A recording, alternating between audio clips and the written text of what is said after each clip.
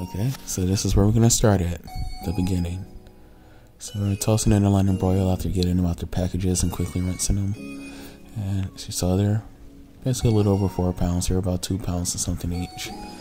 And this marinade is going to be 1 part apple cider vinegar, 2 parts water. And it's supposed to stand in that for no more than 30 minutes. I think I went to about 34 or so. Not so bad. Hey, yeah, I hate that sauce. I'm gonna say it. Worcestershire sauce. Worcestershire sauce. Yes, did it. Still hate the name. Still hate that name so much. And I added a little bit extra at the end because I didn't completely empty the spoon during one of the rounds, so that's why. And the coriander, the salt, that is Mountain sea salt there. It's just a sea salt, and I don't know what else is special about it besides its actual texture. It's all flaky, kind of like a snowflake. It tastes pretty good. Normally I would use other sea salts, but I decided to give this one a try out for something big. It's my first time using it for something big like this. And as you see here, I am toasting the coriander, and I think this took me about 15 minutes to do altogether. I had to set a medium heat. So I mean, set it 4 minutes later. I forgot how much time elapsed before that, but altogether this is going to be 15 minutes.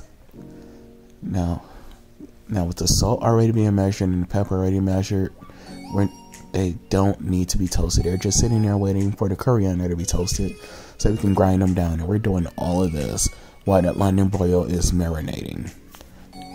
And it's a light marinade. Next time on the time after, I'm going to try to go a bit crazy with it. Oh, one thing about this coriander is it smells awesome. Just beautiful, awesome, nutty, toasty smell. Because of course I toasted it, but oh, I never realized it could smell or even taste the way that it does now. I absolutely love it. I don't know where else I can actually use it at. Normally when I fall in love with a spice or just start using a spice, I can immediately think of other meals and dishes I can use it with. But the coriander, I mean, the only other thing I could think of using it with would be rice. Just tossing it while I'm cooking. I already put coriander and rice from time to time. But it's been a while since I've actually had rice. Y'all see my day-to-day meals. I don't think I've had rice at all this year, or if I had it, was just like maybe once or twice, and it wasn't even rice that I made. But maybe next time, we'll see. But you saw that everything got grinded up and it's being shaken up in this bag. This is a really nice seasoning mix, and I threw away the excess by mistake. I was lucky that there was enough actually sitting on the meat for me to get everything still coated at the end there. And what I just did here with the meat, I'm sorry I'm a bit behind, is I patted it dry, of course, and now I'm rubbing the seasoning on all over it, each side, everywhere, no matter what it's doing. Meat has to be completely covered. And from what you're seeing here, I am putting in binder clips. It's doing the same thing that Passion Fruit was doing with us. I mean, I am taking everything that I'm doing in this video, like 98% of what I'm doing in this video, from Passion for Food. And that hanger is not going to hold. I knew that before using it, but I still wanted to try to see just how bad it would be. It broke almost immediately after lifting it. So I went to go get a multi-hanger type hanger, as you see there, and those were able to hang it up. Put them in the basement over the course of a week. And there's nothing else to do here but to have a montage. It's been 1 week since you looked at me, caught your head to the side and said I'm angry. 5 days since you laughed at me, saying get that together, come back and see me. 3 days since the living room, realized it's all my fault, couldn't tell you. Yesterday you forgiven me, but it'll still be 2 days till I say I'm sorry. Okay, the montage is over. I mean, we already knew that I couldn't sing, but I'm sorry I made you all suffer. Did not mean to do that.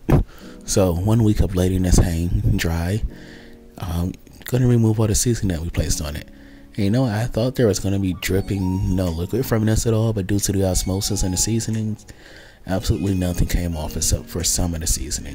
And that was only because people were moving around on the floor above this, and that was the only thing that caused it to fall. And these did lose a considerable amount of weight, as you saw there. Also, it took me a little over 30 minutes to cut both of these It looks really easy. Looks like I'm going through it quickly, but I just greatly sped this up. I think it's somewhere between 30 to 50 times. And technically this is all edible now, but this is kind of like eating a rare steak. I don't really like the texture rare on the inside. More of a medium sort of guy with my steaks.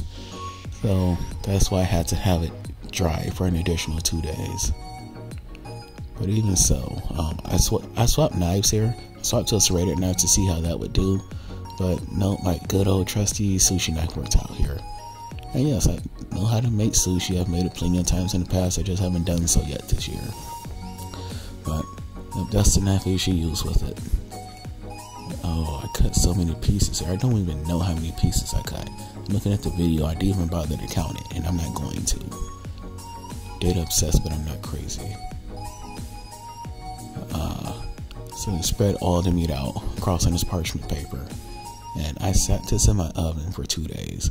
No, I didn't turn the heat on, but that was the only safe place I could sit it at for it to finish aging. Well, aging is not necessarily the right word.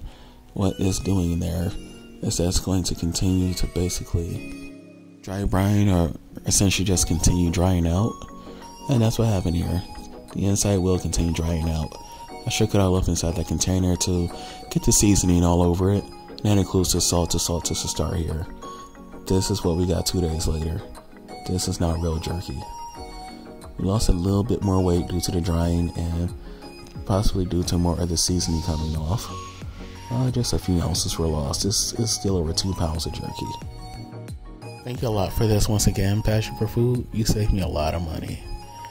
Kroger charges $6.49 for this 2-ounce package of Biltong. Pretty much has an extremely similar recipe. $6.49 for 2 ounces. Felt like I definitely came out ahead here.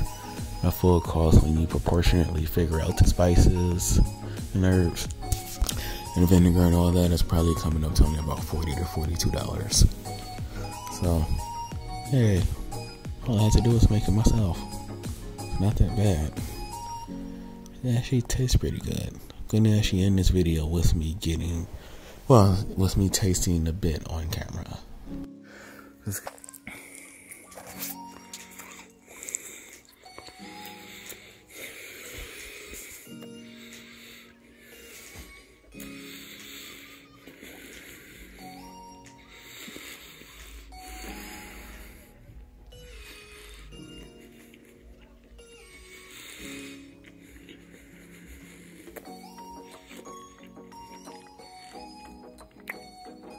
That's good.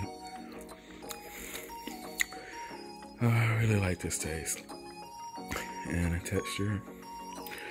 Texture's fine. You definitely gotta chew on it quite a bit to get it down, but most good jerkies are like that. This is gonna be good. Mainly gonna use this in the adult Lunchables and the snacks. And technically I'm eating this at midnight, but I'm gonna count this for Saturday. And just 2 pieces. Good night, everyone.